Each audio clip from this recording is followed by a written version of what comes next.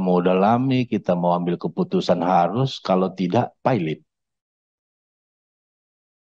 Padahal PKPU pun sebuah perjuangan gitu loh. Gitu. Jadi memang posisi yang tidak mudah kita. Tapi saya kira intinya adalah bahwa dengan isu ini, tolong kita diyakinkan bahwa Garuda ke depan akan lebih baik dan kemudian selamat kembali lagi menjadi apa tadi istilahnya Pak Irfan, maskapai penerbangan kebanggaan begitu. Setuju itu Pak, bangga itu kalau untungnya bangga buat apa segala macam, rugi ya buat apa juga gitu loh. Saya nggak tahu awat itu, saya kira mungkin terkait kepelayanan, tapi kan ujungnya pelayanan membuat orang menjadi fanatik dengan Garuda, penumpangnya banyak, ya untung begitu loh Pak. Nah, saya mau ini Pak ini, karena saya nggak lihat di catatan ini, ada pernyataan Pak Irfan tadi bahwa apa ya, saya nggak tahu tadi apakah saya telah tangkap utang lessor itu dipotong 80% Pak. Haircut itu Pak maksudnya. Oh, ini prestasi juga. Dan kemudian sewa ke depan juga dipotong 70%. Walaupun kalau data yang Bapak tampilkan sih di antara sekian belas sampai 50-an persen gitu Pak. Kok kenapa jadi? Oh, oke. Nah ini memang ya, apakah kesimpulannya dulu mungkin perlu penjelasan Pak. Ini apa namanya?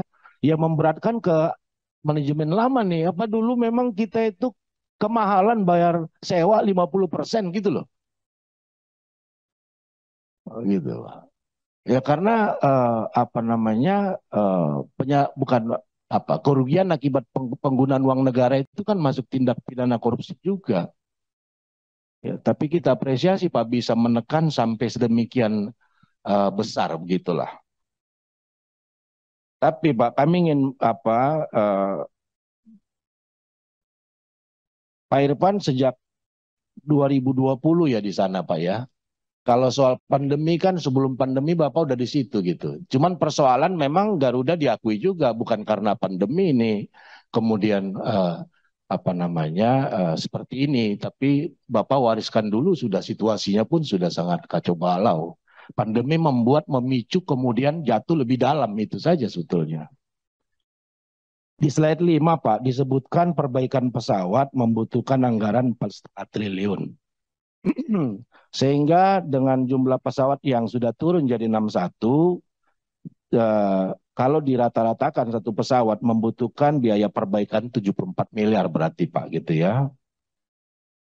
Dengan asumsi tidak termasuk pesawat yang akan didatangkan sebanyak 58 armada.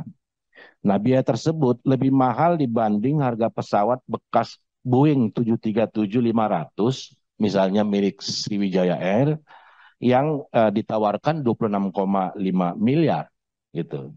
Ini mohon bagaimana merasionalisasi kemudian untuk perbaikan itu, padahal kalau kita beli saja tapi bekas ini 26,5 miliar harganya. Artinya jangan sampai nanti jadi temuan lagi Pak oleh BPK, jadi memberatkan bagi kita ke depan. Kemudian di slide 6 Pak disebutkan kan PMN itu 7,5 triliun dan diharapkan dana publik kemudian 5,37 triliun sehingga terakumulasi nanti 12,87 triliun. Tetapi kemudian pada slide 5 hanya dipaparkan rencana penggunaan PMN di 7,5 triliun itu. Sementara untuk dana publik yang 5,37 triliun belum ada dipaparkan rencana penggunaannya. Mungkin nanti minta tolong dijelaskan Pak. Juga di slide 45, konversi hutang menjadi saham sebesar 4,9 triliun. Tapi di slide 51 disebutkan setelah reisu pada senario pertama, saham pemerintah terdilusi menjadi 53,12 dari yang sebelumnya 60,54%. Nah ini pertanyaannya, padahal pemerintah akan melakukan PMN 7,5 triliun, sementara kreditur yang mengkonversi utang menjadi saham 4,9 triliun, mendapatkan kepemilikan sebesar 23,92% gitu.